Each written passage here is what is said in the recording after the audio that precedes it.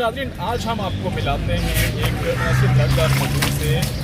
जब से ये लॉकडाउन शुरू हुआ है कोरोना वायरस के बायस मुल्क की सूरत हाल ख़राब हुई है, तो ये एक दिहाड़ीदार मजदूर है जहाँ सारे दिहाड़ीदार वहाँ एक शख्स है जो गाड़ियों में से अपने बच्चों का पेट पालता था, लेकिन गुज़श्ता कई रोज़ से ये इसको रोज़गार नहीं मिला है और इसको दिहाड़ी के लिए काम नहीं मिला है, क्योंकि मार्केट बंद नहीं है, लोगों ने मार्केट का रुख कम कर दिया था। तो इस हवाले से इस शख्स का क्या कहना है और इसके ये किन मसाइल का शिकार हुआ है, इस हवाले से हम आपको बताएँगे कि ये किन मुश्किलात का इसको सामना करना पड़ रहा है, और साथ में आपको ये भी बताते हैं कि ये शख्स कितने दिनों से कुछ घर के लिए कमा नहीं सका है और क्या सूरत हाल है इसके साथ। तो आइए इससे बात करते हैं कि किन मुश्किलात का सामना करना पड़ रहा है। दिहाड़ीदार जो हुकूमत ने ऐलान किया था और जानिब से किसी को इमदाद मिल सकी है या नहीं मिल सकी है, आइए सुनते हैं इसी की ज़बानी।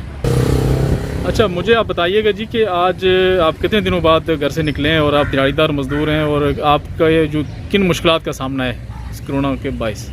कोरोना की वजह से ना तकरीबन 13 दिन हो गए हम घर से बाहर निकले ही नहीं हैं, ठीक है। और कंडीशन ऐसी हो गई कि अब कुछ भी नहीं है, ठीक है, खाने के लिए कुछ नहीं है और किसी ने कुछ भी हमारे बारे नहीं सोचा, ठीक है।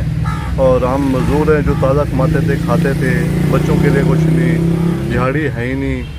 और हालात ऐसे हो गए कि मेरे जो है ना मेडिसिन के लिए अगले दिन लेनी थी, वो भी मतलब जेब में पर्ची पड़ी है 10 दिनों की, तो वो भी मैं नहीं ले सका। हालात ऐसे हैं कि खाने के लिए कुछ भी नहीं है।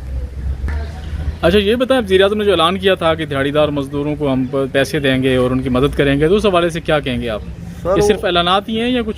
सर, उन्होंने सिर्फ ऐलान ही किया, लेकिन कोई प्रैक्टिकल कुछ भी नहीं हुआ। ना किसी ने हमसे आगे पूछा, ना कोई कैंप लगाया, ना कोई हमारी किसी ने आके ना बात सुनी है, ठीक है। ऐसा एक ऐलान किया लेकिन हमें कुछ भी नहीं मिला। इतने 13 दिनों से 14 दिनों से ना कुछ भी नहीं मिला। या तो बकायदा कि आप थोड़ा सा अभी ज़रा आमदोर हफ्ते बकाया कुछ दिन पहले तो इस्लामाबाद का तो ऐसे था कि यहाँ कोई है ही नहीं।